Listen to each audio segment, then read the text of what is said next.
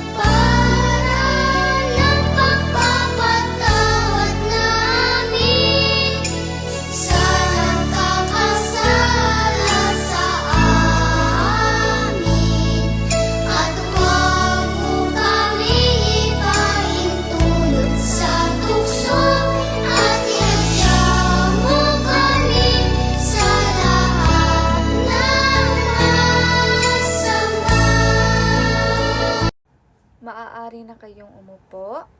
Bago tayo magsimula sa ating aralin ngayon, maaari ko bang malaman kung sino ang lumiban sa klase ngayon? Wala bang absent? Very good, present ang lahat. Bago tayo magsimula ay meron muna akong ipapakitang mga larawan sa inyo at inyong titigang mabuti at pagmasdan kung ano-ano ang meron sa larawan na ito. At maya-maya ay meron akong itatanong sa inyo.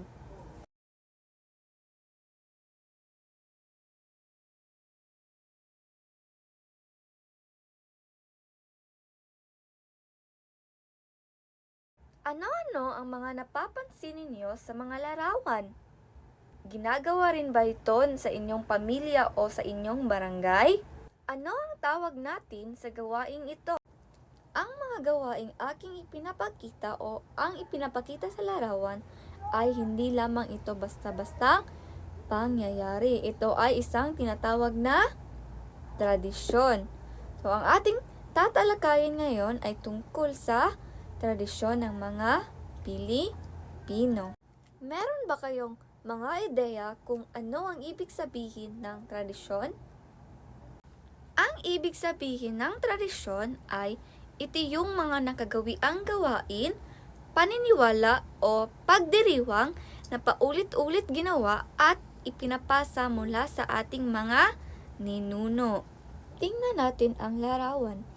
Ano nga ba ang ginagawa ng bata? Bakit niya hinahawakan ang kamay ng matanda? Ang tawag dito ay pagmamano. Ito ang pamamaraan ng pagpapakita ng paggalang sa mga nakakatanda. Nakikita ba ninyo kung ano ang ginagawa ng mga tao? Nag-iisa ba sila o nagtutulungan? Ang pinapakita kong larawan ay isang halimbawa ng bayanihan. Ito ay pagtutulungan sa isang komunidad.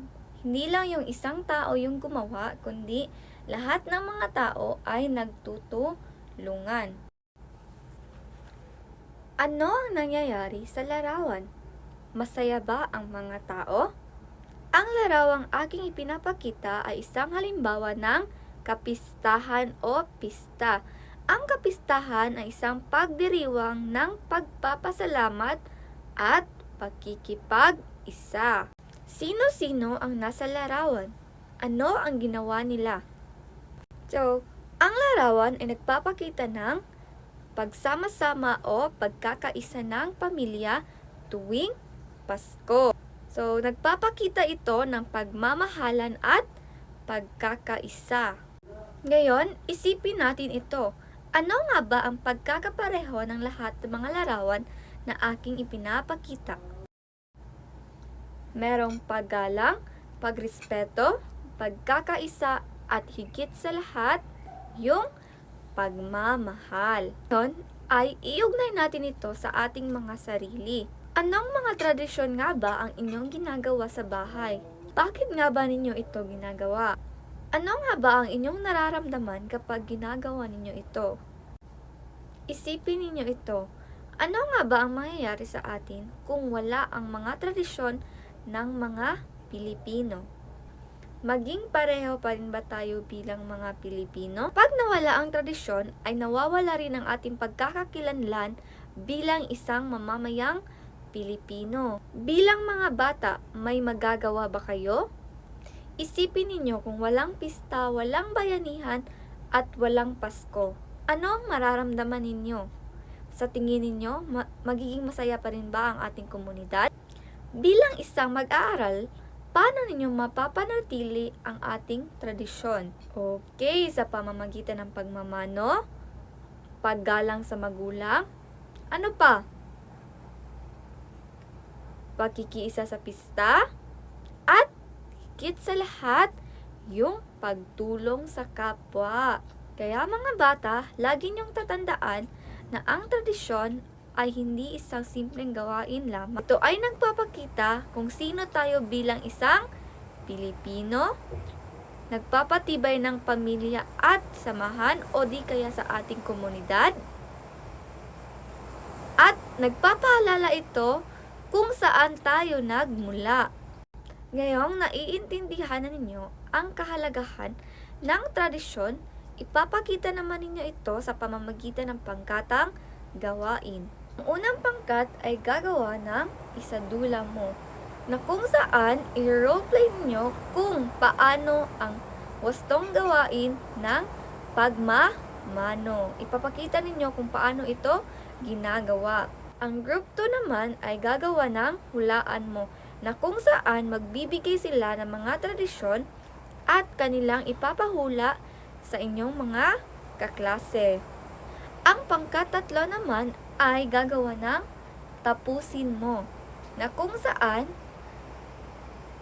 magbibigay sila ng salita kagaya ng pinapahalagan ko ang tradisyon dahil blank blank blank. Ang huling pangkat naman ay gagawa ng ikwento mo, na kung saan magbabahagi sila ng mga tradisyon sa pamilya. Bibigyan ko kayo ng 10 minuto para gawin ito. Okay, magsimula.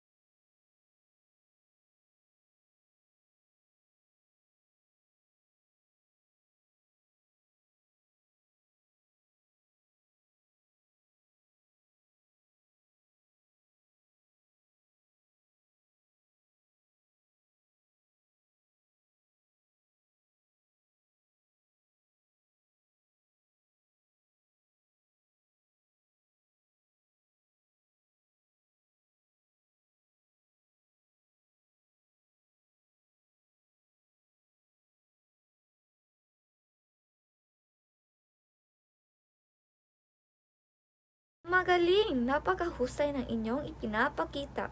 So, ngayon, ano ang iyong natutunan sa inyong mga ginawa? Sa punto namang ito ay maghanda kayo ng isang buong papel upang sagutan ang mga sumusunod.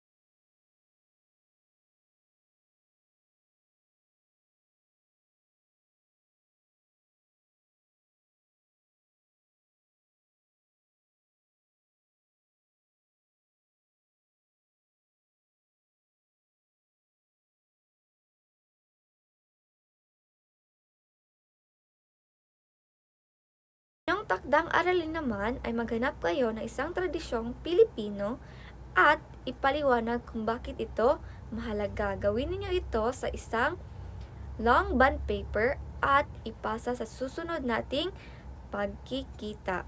Mga bata, lagi niyong tatandaan na ang tradisyon ay hindi isang gawain lamang, kundi ito ay ang ating pagkakakilanlan bilang isang mamamayang Pilipino. Pagpapanatili nito, ipinapakita natin ang ating pagmamahal sa ating bansa o di kaya sa ating kultura. At dito nagtatapos ang ating talakayan ngayong araw. At sana ay meron kayong natutunan sa ating ginawang pag-aaral ngayon.